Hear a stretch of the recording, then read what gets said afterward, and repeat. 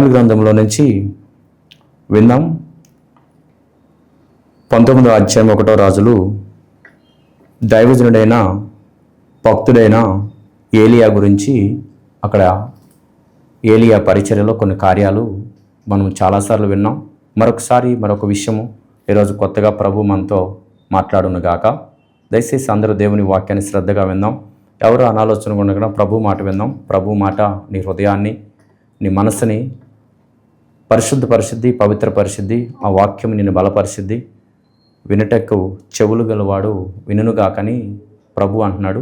మనందరం కూడా కొద్ది నిమిషాలు లోక సంబంధమైన అనేకమైన వింటున్నాం, అనేకమైనవని చూస్తున్నాం, అనేకమైన వాటికడ సమయం గడుపుతున్నాం.